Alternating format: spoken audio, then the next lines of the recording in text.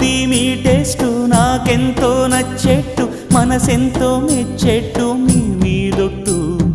అందుకే నే దిగి వచ్చా వంచని నా తల వంచ స్నేహ భావమా